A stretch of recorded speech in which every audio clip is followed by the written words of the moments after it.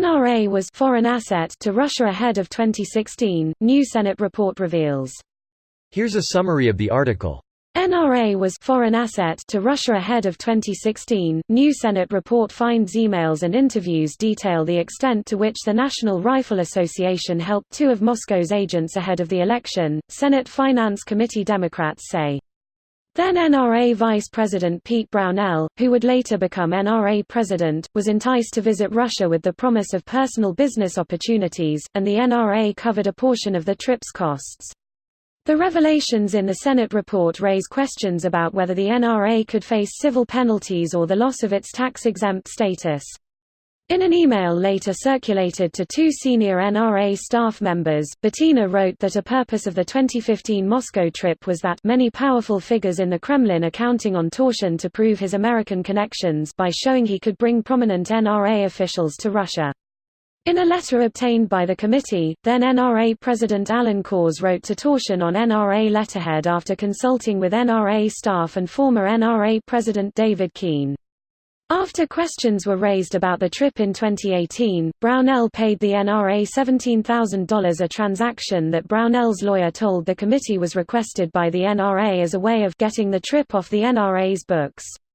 The Senate investigation concludes that a number of NRA figures on the 2015 trip traveled to Russia primarily or solely for the purpose of advancing personal business interests, rather than advancing the NRA's tax-exempt purpose.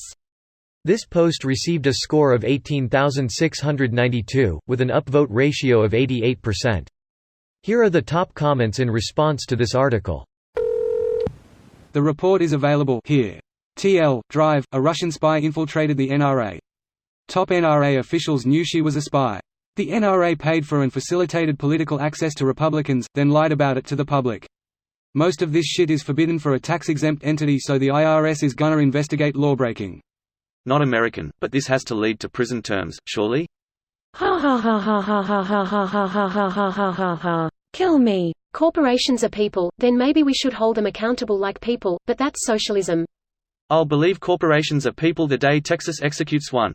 Let's try it. I nominate Sinclair Broadcasting. I'll throw this here to remind anyone who happened to forget. Also, the NRA spent $30 million to elect Trump in 2016. If the NRA was a foreign asset to Russia, the question is whether Russia used the NRA to funnel money to elect Trump. The NRA? You mean the organization being targeted at the highest levels by Russian spy Maria Butina? The Ollie North guys? Ollie North? You mean the guy who couldn't recall anything during his hearings? A colonel with the goldfish memory? You mean the Ollie North who was convicted of accepting an illegal gratuity, obstruction of a congressional inquiry, and unlawfully ordering the destruction of government documents? Later vacated for various reasons, largely procedural. Are we talking about Ollie North, literal traitor to the Union and Constitution, who faced no repercussions for his actions? He's forced to be on Fox News where he's paid well and treated like his opinion is valid. That's some sort of punishment. It's like when your ironic hell is so ironic you think you're in heaven. The NRA was too corrupt for admitted traitor Ollie North. That should tell you everything you need to hear. That was where my alarm bells went on. North seemed to truly believe he was trying to help the U.S. or deluded himself into thinking that during the Iran-Contra scandal. For him to look at the NRA's books and then get out of there as quickly as possible was astonishing. Yes, no. Holy shit. This is exactly as bad as all the evidence was suggesting. Prosecutions are needed. How fucking stupid and greedy do you have to be to run a multi-million-dollar U.S. legacy organization and turn it into a Russian asset? I kinda want to see Adam McKay make this movie. So wait. Is the NRA a tax-exempt organization? How does that work? Why is that allowed? Because lobbying, this has been an issue since Standard Oil in the early 1900s. The rules were written by the uber-wealthy then, kinda fixed, then have been undone since our buddy Nixon and the whole push toward deregulation. Both in the private sector and campaign financing. This video was automatically created by Reddit to speech.